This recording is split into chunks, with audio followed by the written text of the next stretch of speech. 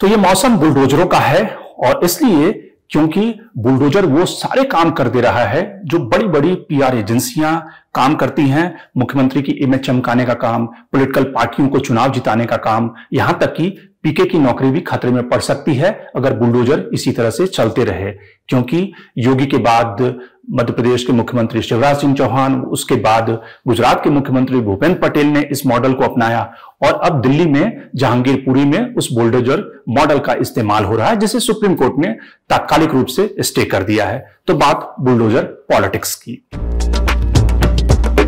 आपको याद होगा 2019 यानी कि 2019 में केंद्र सरकार ने एक बड़ा फैसला किया था। 1797 अवैध जो बस्तियां थी, जो अनऑथराइज्ड कॉलोनियां थी, जहां पर 50 लाख से ज्यादा लोग रहते थे, उन सारी अवैध कॉलोनियों को सरकार ने रेगुलराइज कर दिया था। और दिल्ली चुनाव के पहले ये बीजेपी का एक बड़ा मास्टर स्ट्रोक माना गया था कि सरकार ने इतनी बड़ी तादाद में इतने सारे रेजिडेंट को जो अवैध कॉलोनियों में रहते हैं, सरकारी लैंड पे बने अनऑथराइज्ड कॉलोनियों पे रहते हैं, उनको लाभ पहुंचाने के लिए सरकार ने गरीबों की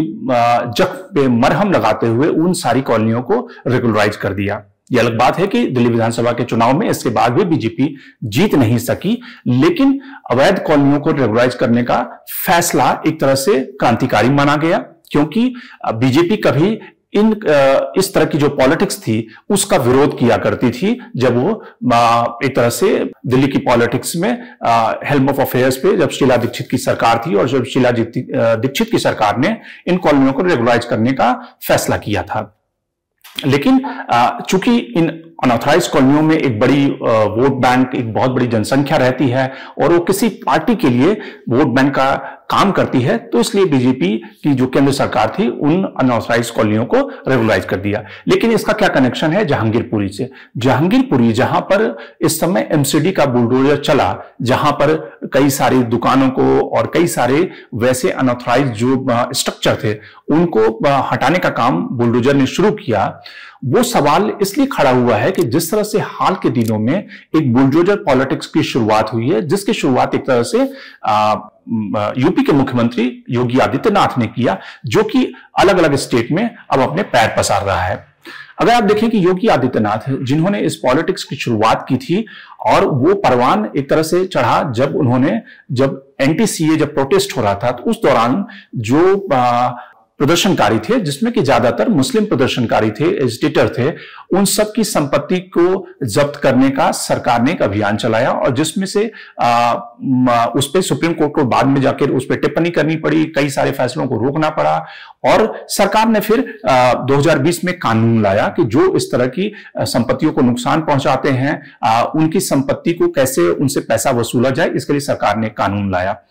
उसके बाद चुनाव के दौरान में, उससे पहले भी एक तरह से चूंकि उत्तर प्रदेश में लॉ एंड ऑर्डर की बड़ी समस्या थी और योगी आदित्यनाथ ने उस लॉ एंड ऑर्डर की समस्या से निपटने के लिए अपने बुलडोजर मॉडल को बेचा और अतीक अहमद और इस तरह से मुख्तार अंसारी के जो कंस्ट्रक्शन थे उनके ऊपर बुलडोजर चला। इसके अलावा कई सारे ऐसे लोग भी उसके शिकार हुए जिनका कहना है कि उनका अपराध से संबंध नहीं था या फिर वो सीए प्रोटेस्ट में थे, इसलिए उनके घर पे बुलडोजर चला। चुनाव के दौरान योगी आदित्यनाथ ने उस बुलडोजर की जो इमेज थी उसका काफी फायदा उठाया। वो रैलियों में कहा करते थे कि देखिए बुलडोजर खड़ा है और ये अभी सिर्फ रिपेयर होने के लिए गया है और जैसे ही चुनाव खत्म होगा उसके बाद ये बुलडोजर चलना शुरू हो जाएगा। उसके बाद चुनाव खत्म होते ही यूपी के अधिकारियों ने तमाम उन जगहों पर जहां पर बलात्कार के केसेस हुए, जहां पर कई सारे, रामपुर टांडा में एक मर्डर का केस हुआ, उसके बाद प्रतापगढ़ में रेप के केसेस हुए, सहारनपुर में रेप के केसेस हुए, वहां पर जो लीगल फॉर्मेलिटीज होती है, जो कानून का सहारा लेकर उन जो आरोपी हैं उनको ट्रायल तक पहुंचाने की जिम्मेदारी सरकार की होती है, पुलिस का काम होता है, लेकिन सरकार ने उन सब प्रक्रियाओं को छोड़ते हुए सीधा वो बुलडोजर लेकर पहुंच गए और जो आरोपी थे उनके घरों पर उन्होंने बुलडोजर चलाया, उनकी सीढ़ियां तोड़ी और उसके बाद जो आरोपी थे उन्होंने सरेंडर भी कर दिया उस बुलडोजर के डर से। शिवराज सिंह चौहान, जो कि एक समय में लोकप्रिय मुख्यमंत्री और उनकी छवि एक नरम दिल मुख्यमंत्री के रूप में था, जो सॉफ्ट पॉलिसी के कारण जाने जाते थे, उन्होंने भी इस बुलडोजर का सहारा लिया और हाल फिलहाल में जब रामनवमी का प्रोटेस्ट जब अलग अलग देश के कई सारे राज्यों में हुआ, तो खास तौर से मध्य प्रदेश के जिन इलाकों में हुआ वहां पर बुलडोजर का इस्तेमाल किया गया और उसके इस्तेमाल से कई सारे ऐसे भी घर टूटे जो प्रधानमंत्री आवास योजना के तहत जिनका कंस्ट्रक्शन हुआ था या जिनको पैसा मिला था घर बनाने के लिए। वहां पर भी जो अधिकारी थे उनका यह कहना था कि ये इलीगल कंस्ट्रक्शन के कारण इनके ऊपर बुलडोजर चला है, लेकिन ये उन इलाकों में ही कार्रवाई हुई जो कि माइनॉरिटी डोमिनेटेड थे, जो मुस्लिम बहुल इलाके थे। और सरकार का ये कहना था कि ये सारे रामनवमी प्रोसेशन के दौरान पे जो पत्थर और आतिशबाजी और जो बम चलाए गए थे ये मुसलमानों के घर से चले थे, उनके छतों पर पत्थर इकट्ठे किए गए थे, ये पूरी तरह से सुनियोजित साजिश थी। तो इसीलिए वहां पे बुलडोजर चले हैं। हालांकि दोनों के बीच में एक डिस्टिंक्शन था कि अधिकारियों का कहना था कि अतिक्रमण के कारण बुलडोजर चला है, लेकिन अतिक्रमण की नोटिस पहले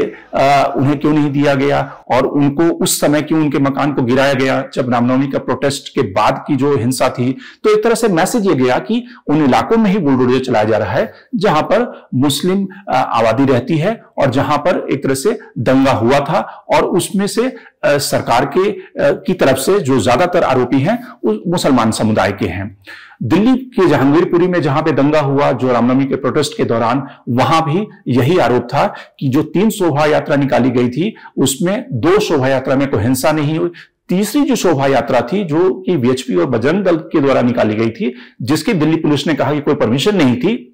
उस शोभा यात्रा के दौरान बवाल हुआ और उसमें हिंसा हुई। लेकिन हिंसा में ज्यादातर वो लोग शरीक थे जो कि बांग्लादेशी थे और जो कि मुसलमान थे। और एक तरह से एमसीडी ने इस पे कार्रवाई करते हुए अपने बुलडोजर को लेकर उन जगहों पर पहुंच गई जहां पे अवैध कंस्ट्रक्शन थे। तो सवाल ये उठा कि ये जो बुलडोजर पॉलिटिक्स चल रही है वो इलीगल इंक्रोचमेंट के खिलाफ चल रही है, अतिक्रमण के खिलाफ चल रहा है, या फिर उन इलाकों के अतिक्रमण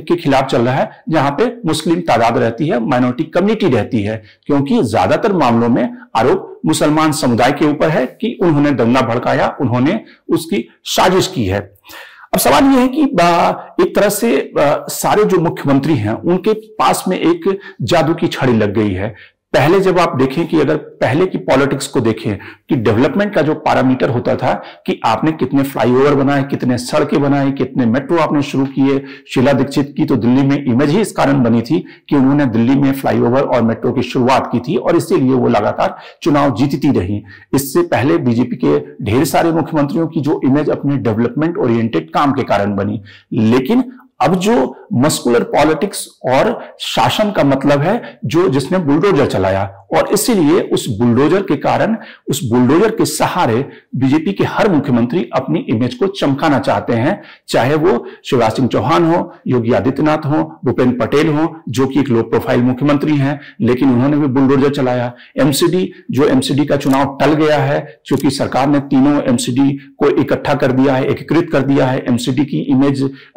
काफी करप्शन के कारण पहले ही डवाडोल है, लेकिन अगर वो बुलडोजर चलाएगी तो उसकी इमेज में अचानक जंप आ जाएगा और चुनाव जब भी होंगे तो कहीं ना कहीं एमसीडी चुनाव में बीजेपी को फायदा मिलेगा। तो क्या ये पॉलिटिक्स एक तरह से बुलडोजर को ड्राइव कर रही है या फिर सचमुच कानून का जो शिकंजा है, कानून की जो प्रक्रिया है उसको बाईपास करके एक मस्कुलर राजनीति की नई शुरुआत हुई है इस बुलडोजर पॉलिटिक्स के सहारे? क्योंकि अगर कोई अपराधी है, कोई आरोपी है, तो उसे कानून की हद तक पहुंचाना, उससे कटघरे तक पहुंचाना पुलिस का काम है, उसके खिलाफ चार्जशीट फाइल करना, और ये अदालत का काम है कि गुनाहगार जो है उसको सजा देना, न कि ये काम बुलडोजर का है कि वो गुनाहगार को या आरोपी को सजा दे। Shankar Animesh The Print. लेकिन आप हमारे YouTube चैनल को सब्सक्राइब करना ना भूलें। अपने कमेंट्स, अपने रिएक्शन लगातार हमें भेजते रहें।